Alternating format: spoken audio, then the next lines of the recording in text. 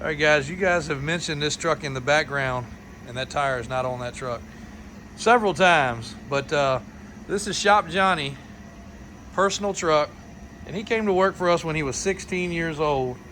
I just asked Brian how old he was, and best we can figure, he's just slightly younger than Daniel.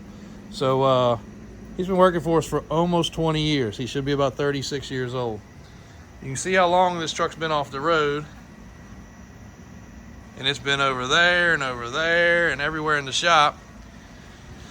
But they have decided, they'd already decided it's going Duramax, right? No, big block. Okay. Was going Duramax. Was going Duramax. Now it's going big block.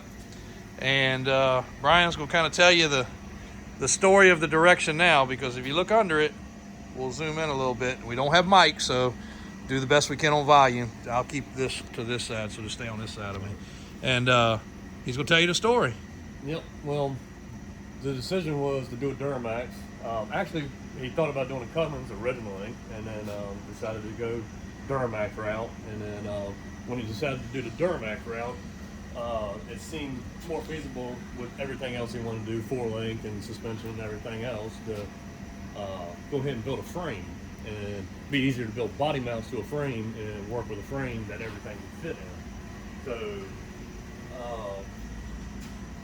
then it kind of got put on hold, got moved around, lifts got taken down around it, and then now we're finally back to it.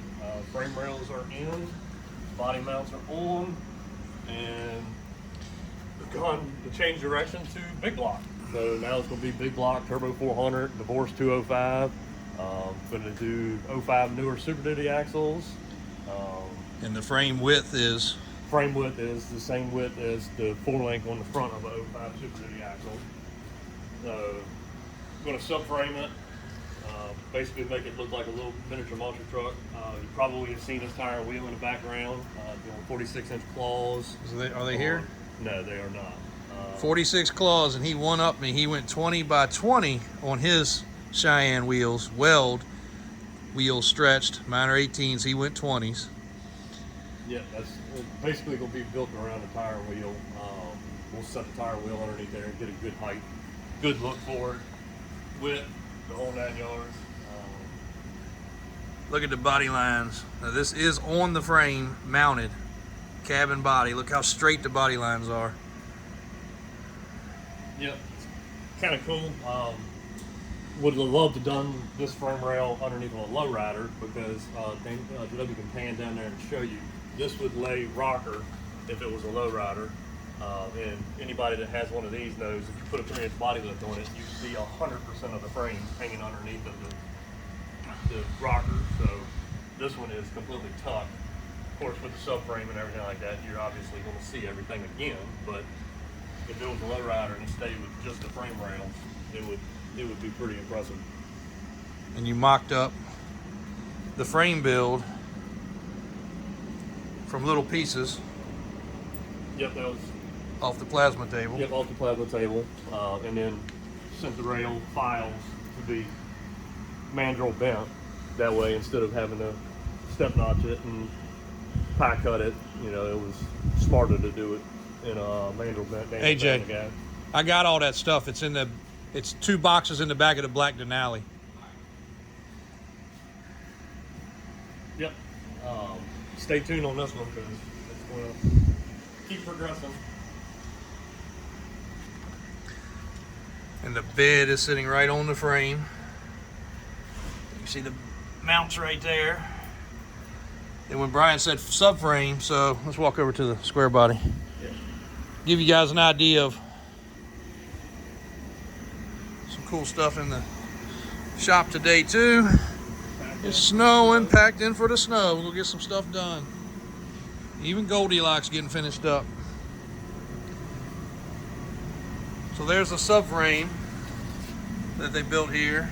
Will it be like this, or will it be very similar to this? All right. And if anybody following along with which the Lady Luck was before that, the Excursion, it'll be something similar to the Excursion setup. If you guys aren't, well, we didn't actually capture any content on that. That goes back so far. Only thing I think we got's a video of it with some lights on pulling out of the shop. But Lady Luck, Google Lady Luck Excursion. That was the SEMA truck for 20 quite a while. 15 or 16. 16 it won some awards, and it's been showed around. I think he got tired of showing it, and obviously it won everywhere it went, but it had a very custom subframe, all powder coated, 4-linked, cooled over. Twice and won awards both times. Okay, and you don't see very many vehicles go to SEMA twice. He did change the color, but it'll have a, will it be bolt on or? I'm on the fence about that because I'm completely sealed the frame off. So may do some type of weld-in nut certs, something like that to bolt it on. It would definitely be, if he wants to do the frame one color and the subframe a different, that would obviously be the way we got to go with it. I do like doing it that way. I like it to be bolt off. I mean, a lot of guys ask, why don't you coil over these square bodies? And it's really simply because it takes away from the era correctness. There's really no reason for it. Everybody loves, as you can see, the building is full of square bodies today. Not all huge, not all crazy, but a few of them are, and that one is literally ready to leave if it wasn't for the snow coming today. We got to bolt the tires and wheels back on it, and she's pretty much wrapped up. We'll be doing a full detailed video about that one, but there's really no reason to coil over a square body.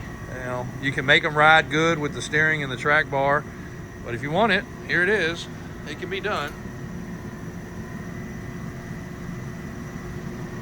And he's coil over in front and back. Pull over from the back. Yeah. Super Duty axles, which are very strong axles.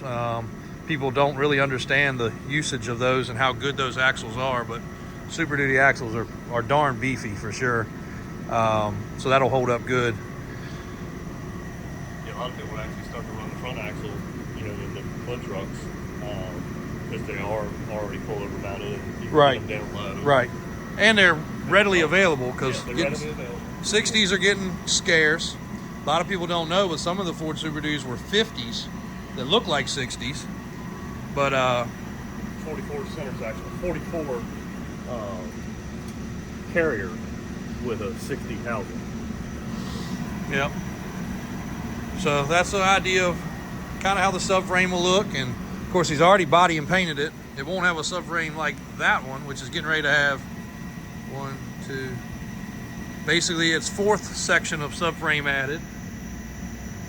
But I don't know where y'all gonna store your parts after that. That'll give us actually more shelving. Yeah. Okay, so we'll just do the subframe and leave it in here, I guess. It can't go much taller than the ceiling, but it will be when it's done. It should have a struggle getting out of here. And any update on that? So, fuel systems. Oh yeah. Getting done. Got a lot of stuff cut out in the rear to fit the big old cell up underneath the rear. And you got the tabs going on there for me late yesterday evening. Those did not come on there. Those were added right here on this table. That's the poly dual pulp system mounted, 10 AN feed. Very cool. In case you guys didn't catch the video the other day, a little update on the 632 going in the legit Farm Boys farm truck.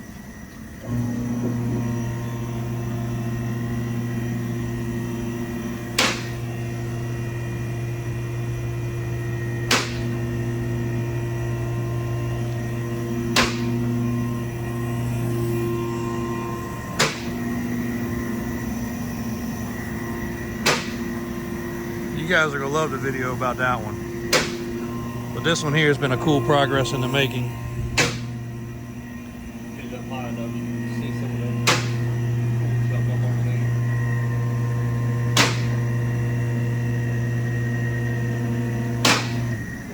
A large cross member back here that feeds in back here, so the cells in here will be tight, so we had to eliminate that. So went in and go tie it back in, cell will mount off of that. The rear shock mount was on this side, so we had to eliminate that. Doing a shock relocation and mount up front. Also tying the frame back together. The back of these frames are known when you pull that crossmember out to get fairly weak, so tying that all back in really good. You can see the 205 with all the billet goodies up there. They already prepared for this thing to have the 1,000+ horsepower it's gonna have, so instead of breaking it, they're fixing it up front. Oh yeah, look at that. Nice drive shaft. Yep, that's protection for the oil pan for when the front axle doesn't want to live anymore. Hopefully it will last. Talked to several people on that, and they say it's actually fairly strong, so good. You can see the clearancing to make it fit in there. Oh yeah, the fins. Oh yeah, I had to eliminate some fins. The motors are offset in these also, so that helped, but yeah, that's about as tight as you can get. You can see the tail end of the headers and everything in there. Those headers, you do not buy those at the store. No. They are completely custom bent and fitted to fit, and it is a tight fit, but they are all inside the frame rail of this truck. Pretty cool project. We will definitely keep you guys in the loop on this one too.